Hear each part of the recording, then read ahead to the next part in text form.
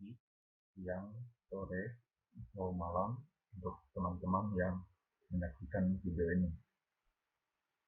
Kami dari kelompok 2 atau kuliah manajemen keuangan 2 kelas C akan menjelaskan materi tentang dasar-dasar penganggaran modal. Sebelumnya saya akan memperkenalkan anggota kelompok terlebih dahulu.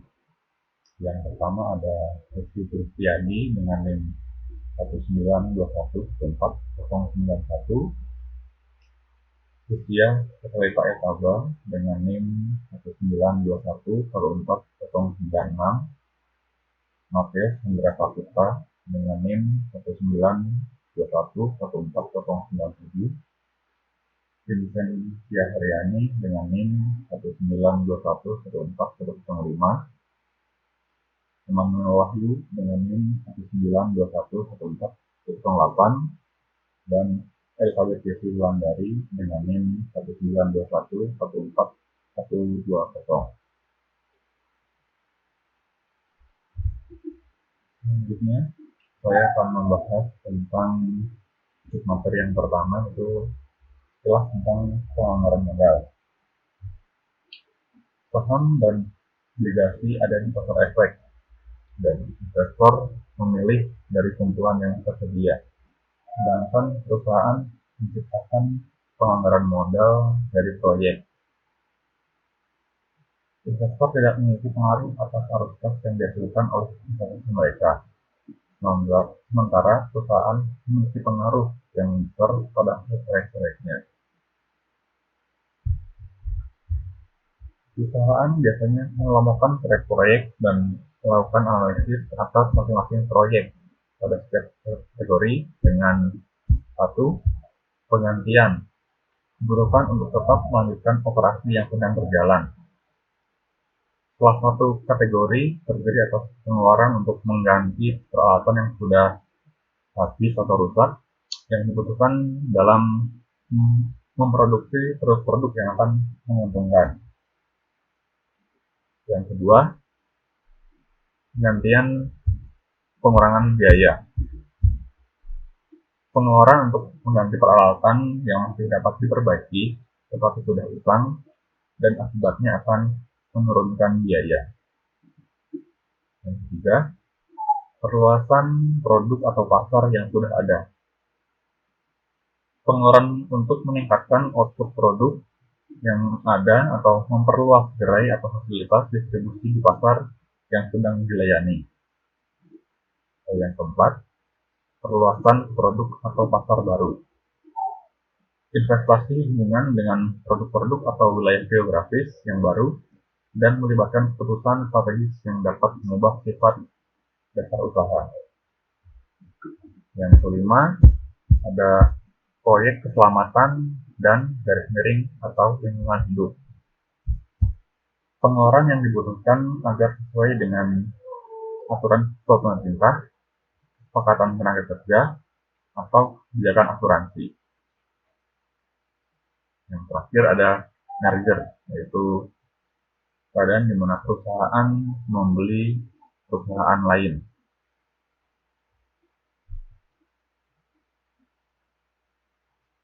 Perusahaan menggunakan kriteria berikut untuk menerima atau menolak suatu proyek.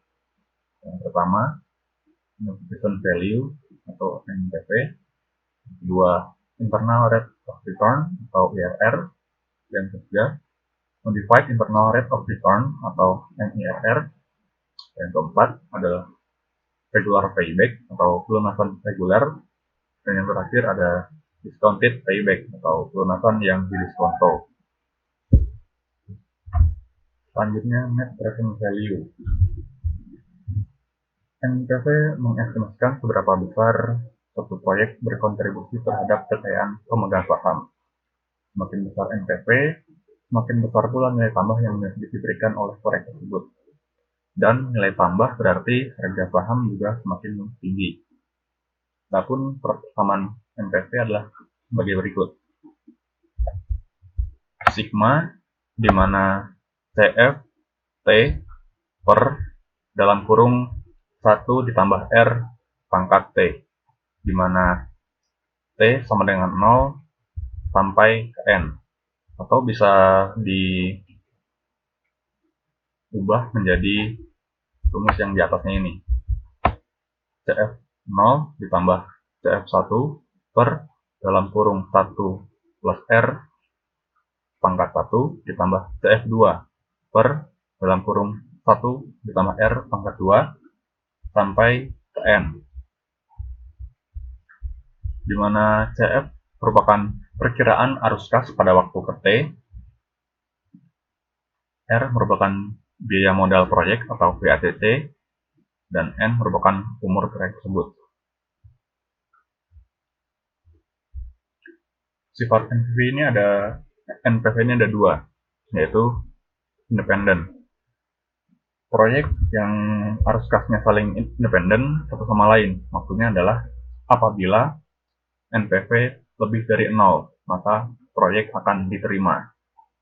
Yang kedua adalah mutually eksklusif, di mana sekumpulan proyek hanya ada satu proyek yang akan diterima, yaitu proyek dengan NPV positif yang paling tinggi. Jika tidak ada proyek dengan nilai positif, maka semua proyek akan ditolak. Berikut adalah contoh dari NPV. Diketahui ada dua proyek, yaitu proyek S dan proyek L, di mana biaya awal atau CF0-nya adalah sebesar min $1.000 dengan arus kas masuk akhir tahun atau CF1, CF2, CF3, dan CF4 sebesar yang tertera pada layar, dan VACC untuk kedua proyek adalah 10%. Dari data yang ada, berapakah NPV untuk proyek S dan proyek L? Dari persamaan yang sudah ada, kita tinggal memasukkan angka yang telah diketahui sebelumnya. Itu biaya awal atau CF0-nya sebesar $1.000 minus $1.000 untuk proyek yang S. Lalu CF1 sebesar $500 per 1 ditambah R. R-nya adalah 10%, jadi 0,1. Jika ditambah langsung 1 ditambah 0,1, sehingga 1,1 pangkat 1 pada tahun yang pertama. Lalu ditambah 400 per 1,1 pangkat 2 ditambah CF3 sebesar 300 per 1,1 pangkat 3 dan ditambah 100 per 1,1 pangkat 4. Jika semuanya telah dihitung, maka dapat diperoleh hasil NPV untuk proyek S sebesar $78,82. Itu juga untuk proyek L. Kita tinggal memasukkan angkanya sebesar CF0 sebesar minus $1.000, CF1 sebesar $100 per 1,1 tambah CF2 sebesar $300 per 1,1 pangkat 2 ditambah CF3 sebesar 400 per 1,1 pangkat 3 dan ditambah CF4 sebesar 675 per 1,1 pangkat 4. Dan setelah dihitung, nanti hasil NPV proyek L sebesar $100,38. Kemudian keputusan apa yang harus diambil jika proyek S dan L ini bersifat independen? Jika proyek ini bersifat independen, yang artinya nilai NPV lebih dari 0, maka kedua proyek ini harus dipilih karena sama-sama memiliki nilai positif, sehingga menambah nilai bagi perusahaan. Jika proyek bersifat mutually eksklusif, maka yang harus diambil adalah proyek L karena memiliki nilai positif yang lebih tinggi. Selanjutnya akan dibahas oleh teman saya. Selanjutnya, saya Rizky Krisdayanti akan membahas tentang tingkat pengembalian internal atau IRR. Internal Rate of Return atau disingkat IRR didefinisikan sebagai tingkat diskonto yang menyebabkan NPV proyek menjadi sama dengan biayanya. Hal ini ekuivalen dengan membuat NPV sama dengan 0. Persamaan IRR. Untuk menghitung IRR, kita mulai dengan persamaan yang telah dijelaskan Wahyu sebelumnya, namun mengganti R pada penyebut menjadi IRR dan memastikan NVP sama dengan 0. Di sini dapat kita lihat bahwa persamaan IRR-nya menjadi NVP sama dengan CF0 plus CF1 dibagi 1 plus IRR pangkat 1 sampai dengan CFN dibagi 1 plus IRR pangkat N. Di sini ada 3 prosedur yang dapat kita gunakan untuk menghitung IRR. Yang pertama, coba-coba atau trial and error. Kita dapat menggunakan prosedur coba-coba untuk mencoba suatu tingkat diskon. Perhatikan apakah hasil persamaannya sama dengan 0. Jika tidak, cobalah dengan tingkat diskon yang berbeda. Kita dapat terus menghitung hingga menemukan tingkat diskon yang menjadi NPV bernilai 0. Yang kedua, ada kalkulator. Masukkan arus kas ke dalam register arus kas di kalkulator seperti yang kita lakukan untuk menghitung NPV. Kemudian tekan tombol IRR dan akan langsung memperoleh nilai IRR. Dan yang terakhir, Excel. Ini merupakan cara yang paling mudah untuk menghitung nilai IRR, menggunakan dengan cara fungsi IRR di Excel.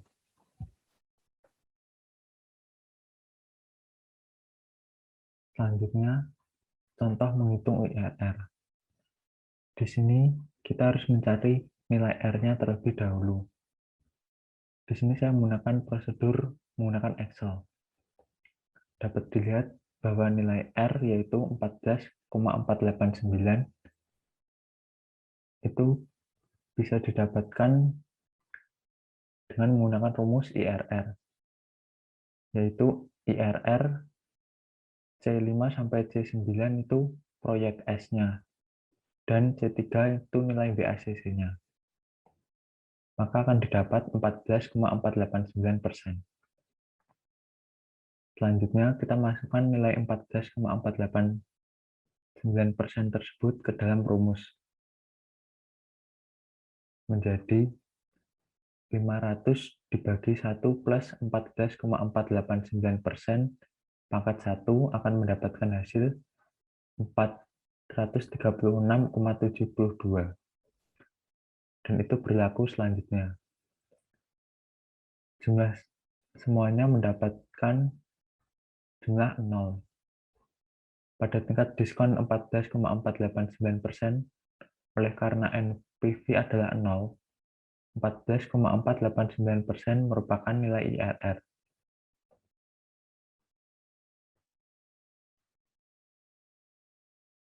Proyek S memiliki perkiraan pengambilan sebesar 14,489% dan biaya modal 10%, sehingga terdapat pengembalian tambahan 4,489% di atas biaya modalnya.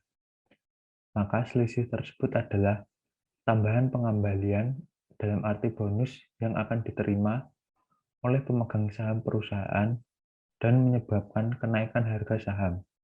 Sebaliknya, apabila IRR kurang dari biaya modal, pemegang saham harus menutupi kekurangannya dan akan menurunkan harga saham.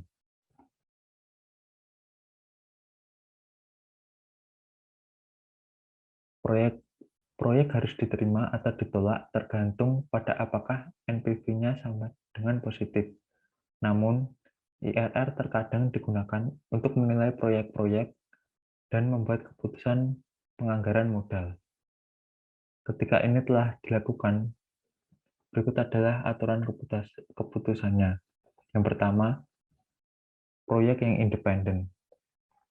Apabila IRR lebih dari WACC proyek, maka proyek diterima.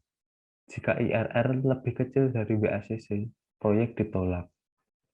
Dan yang kedua, proyek yang mutually eksklusif. Proyek dengan IRR tertinggi diterima dengan asumsi IRR tersebut lebih besar dari WACC. Tolak semua proyek apabila IRR terbaik lebih kecil dari WACC. Selanjutnya akan dilanjutkan oleh teman saya. Selanjutnya, saya akan membahas tentang IRR berganda. IRR berganda adalah situasi di mana proyek memiliki IRR lebih dari satu. Hal ini karena perusahaan memiliki arus kas yang tidak normal. Bagaimana kita bisa memiliki arus kas itu normal atau tidak normal?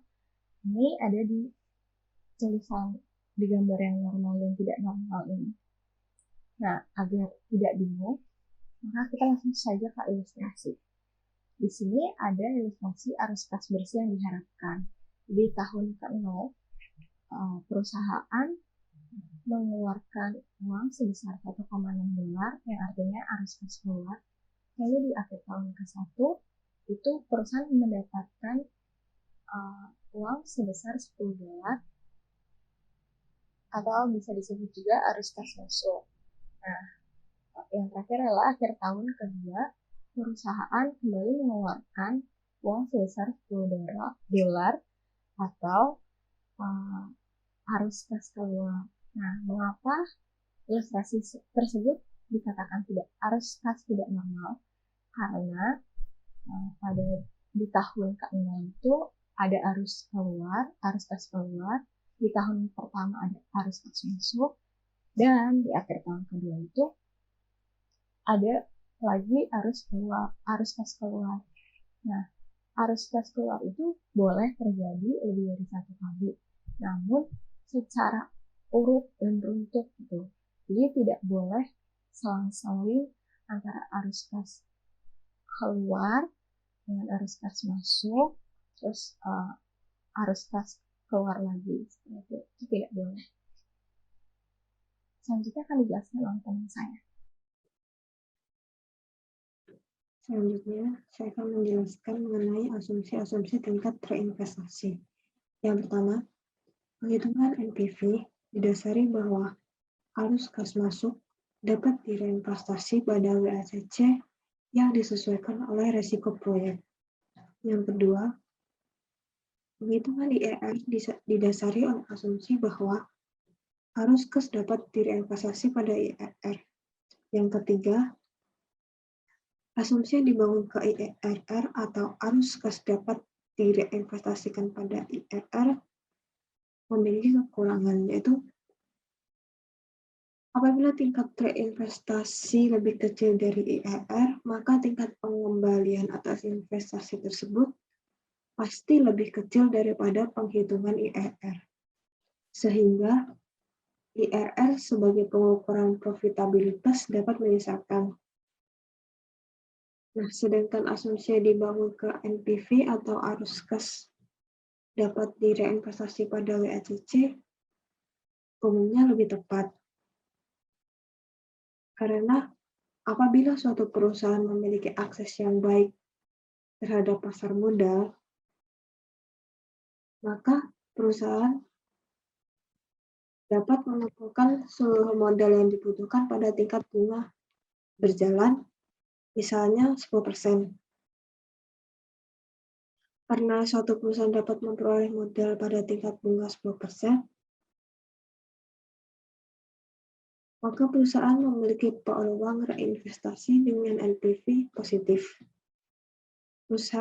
Maka perusahaan harus mengambilnya dan perusahaan dapat mendanainya dengan biaya 10% tersebut. apabila perusahaan menggunakan arus kas yang dihasilkan secara internal dari proyek-proyek sebelumnya dan bukan dari sumber eksternal, hal ini akan menghemat biaya modal sebesar 10%. Jadi, 10% merupakan biaya peluang arus kas tersebut serta merupakan pendapatan efektif atas dana reinvestasi. Slide selanjutnya akan dijelaskan oleh teman saya. Menjelaskan mengenai tingkat pengembalian internal yang dimodifikasi atau MIRR.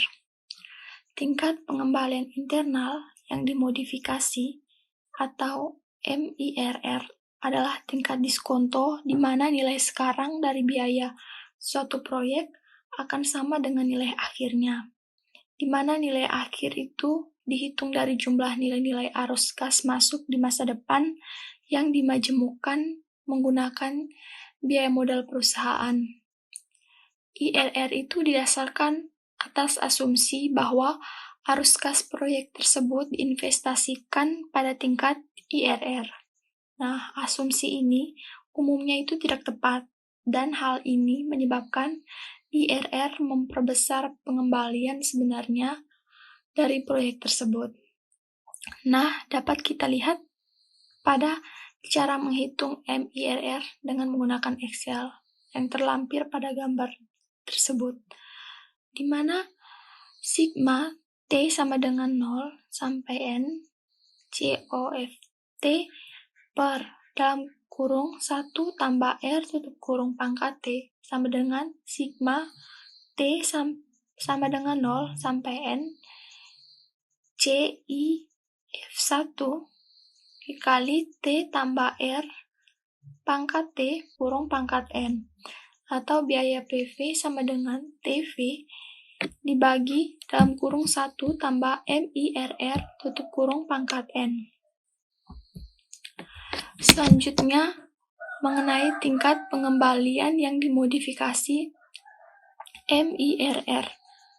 Nah, tingkat pengembalian internal yang dimodifikasi MIRR itu diilustrasikan untuk proyek S dalam gambar 11.4 ini.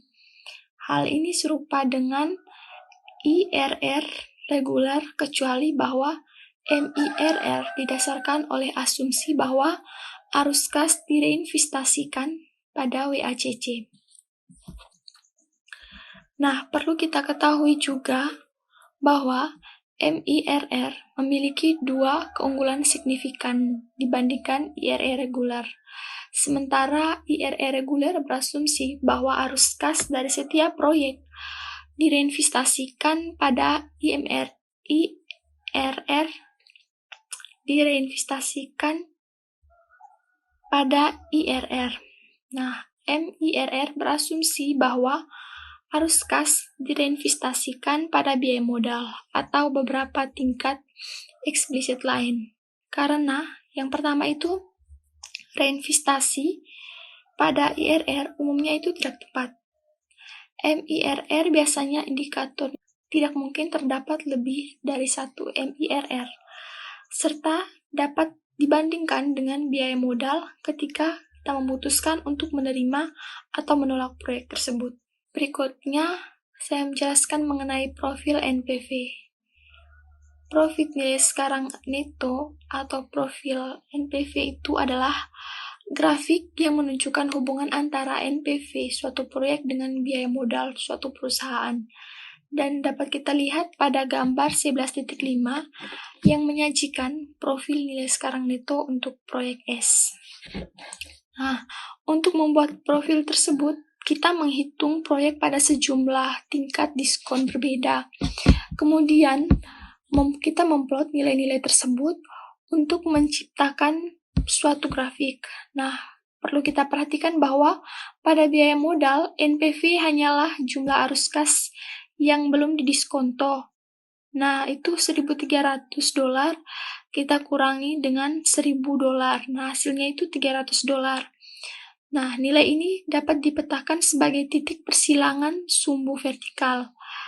Perlu kita ingat kembali bahwa IRR merupakan tingkat diskonto yang menyebabkan NPV menjadi sama dengan 0. Jadi, tingkat diskonto di mana garis profil itu bersilangan dengan sumbu horizontal, dan itu adalah IRR proyek tersebut. Ketika kita menghilangkan titik-titik data, kita akan mendapatkan profil nilai sekarang untuk neto. Nah, selanjutnya itu ada gambar 11.6 dapat kita lihat bersama-sama. Tetapi kita juga dapat menerimanya. Mari kita lihat poin-poin berikut. Yang pertama itu, selama biaya modal lebih besar daripada tingkat persilangan, yaitu 11,975%, kedua metode setuju bahwa proyek S lebih baik, lebih besar, dan lebih besar. Oleh karena itu, jika T lebih besar dari tingkat persilangan, tidak terjadi konflik. Yang kedua itu, namun jika biaya modal lebih kecil dari tingkat persilangan konflik, akan terjadi NPV menilai lebih tinggi, tetapi IRRS menilai lebih tinggi. Nah, dua kondisi di atas itu menyebabkan profil NPV bersilangan, sehingga menimbulkan konflik adalah yang pertama itu terdapat perbedaan waktu, di mana sebagian arus kas dari suatu proyek diterima lebih awal, sementara sebagian besar arus kas dari proyek yang lain itu diterima belakangan, seperti yang terjadi pada proyek S dan L itu.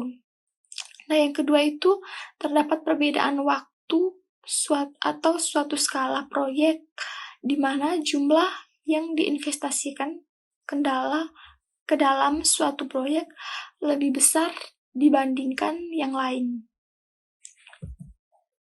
Selanjutnya akan dijelaskan oleh teman saya. Selanjutnya saya akan menjelaskan tentang periode pelunasan. Pada periode pelunasan ini ada dua metode. Yang pertama ada metode payback period atau periode pelunasan biasa. Terus yang kedua ada discounted payback atau pelunasan terdiskonto. Nah, payback period merupakan waktu yang dibutuhkan bagi penghasilan neto suatu investasi untuk menutupi biayanya. Sedangkan discounted payback itu namanya waktu yang dibutuhkan bagi arus kas suatu investasi didiskontokan menggunakan biaya modal investasi untuk menutupi biayanya. Di bawah ini teman-teman bisa melihat rumusnya dari payback period dan rumus discounted payback.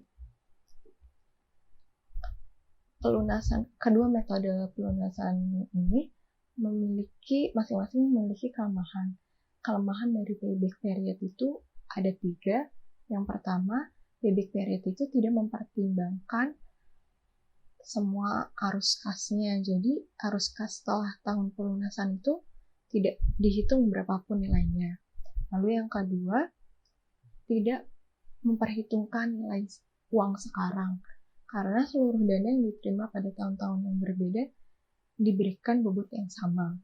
Nah, yang ketiga adalah payback period itu hanya memberitahukan kapan kita akan mendapatkan investasi kembali. Sedangkan discounted payback itu kelemahannya adalah hanya memperhitungkan biaya modal, tapi tetap tidak memperhitungkan dari arus kasnya, seperti itu. Nah, payback period dan discounted payback ini mengeluarkan informasi berupa likuiditas dan risiko. Semakin cepat pelunasan, maka akan semakin baik, karena artinya semakin besar likuiditas dari proyek. Seperti itu. Selanjutnya akan dijelaskan teman saya. Selanjutnya, kita akan membahas mengenai kesimpulan tentang metode penganggaran modal.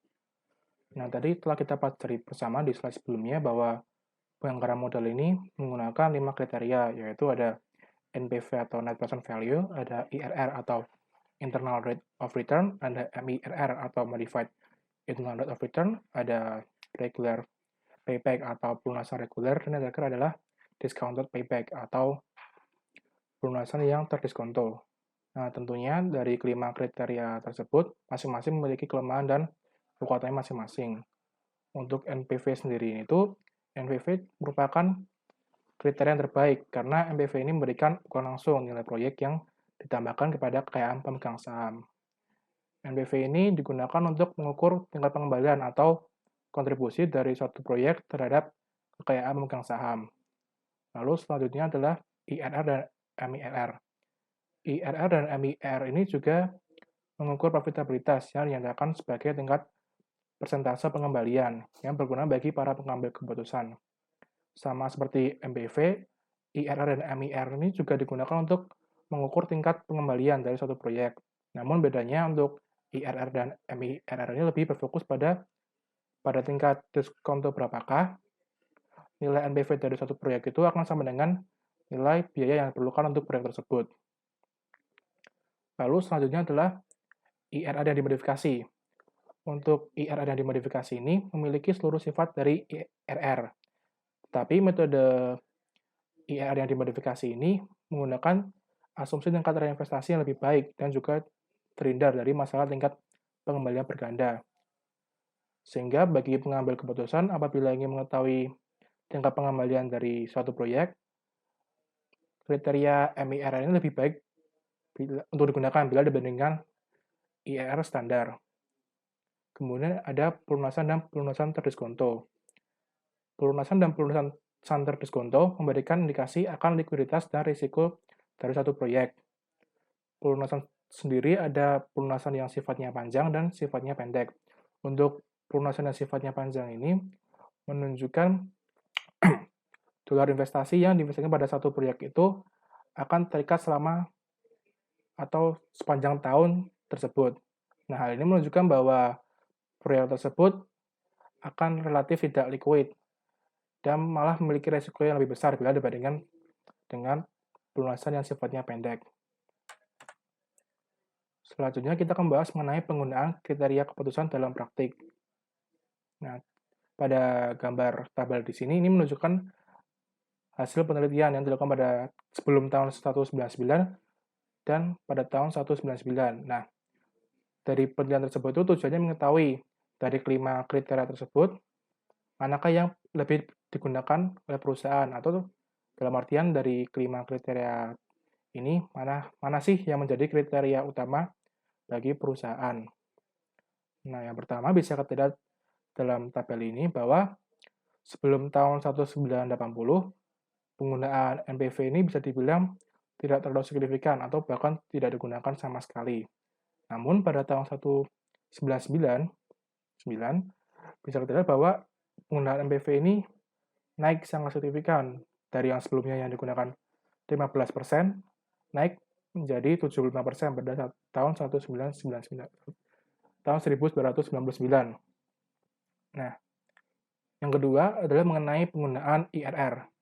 Bisa kita lihat bersama bahwa penggunaan IRR dari tahun 1960 hingga tahun 1980 bahwa penggunaan IRR ini cenderung stabil. Dalam artian IRR ini selalu digunakan oleh perusahaan. Namun bila kita bandingkan dengan perkembangan dari NPV, pada tahun 1999 ini perkembangan dari penggunaan IRR ini tidak begitu signifikan bila dibandingkan dengan pertumbuhan penggunaan NPV. Kemudian terkait pelunasan. Nah, 40 tahun yang lalu sebelum tahun 1980 ini, pelunasan ini merupakan kriteria yang masih sering digunakan oleh perusahaan. Namun pada tahun 1980 ini penggunaan pelunasan sebagai kriteria oleh perusahaan mengalami penurunan. Meski demikian, kriteria pelunasan ini masih digunakan oleh perusahaan karena kriteria pelunasan ini mudah untuk dihitung dan menghasilkan informasi yang diperlukan oleh perusahaan. Kemudian yang terakhir adalah terkait kriteria lain-lain. Kriteria lain-lain ini merupakan turunan dari IRR atau NBV atau turunan dari gabungan NBV dan IRR. Untuk penggunaan kriteria lain-lain ini pada tahun 1999 ini, tahun 1999 ini bisa dibilang sudah tidak digunakan lagi karena perusahaan mulai beralih menggunakan kriteria NBV atau IRR. Nah, maka kesimpulan yang bisa kita dapat dari materi ini adalah dalam pengambilan keputusan, meskipun kriteria NBV ini merupakan kriteria utama yang terbaik, bagi pengambil keputusan itu akan lebih bijak apabila menggunakan seluruh kriteria tersebut. Karena dari kelima kriteria ini itu memiliki kelemahan dan kekuatan masing-masing, serta dari kelima kriteria ini menghasilkan indikasi-indikasi yang berbeda, yang tentunya akan sangat bermanfaat bagi pengambil keputusan dalam mengambil keputusan untuk menerima atau menolak suatu proyek. Sekian presentasi dari kelompok kami. Apabila dari teman-teman terdapat pertanyaan, bisa ditanyakan pada saat kelas berlangsung. Sekian dan terima kasih.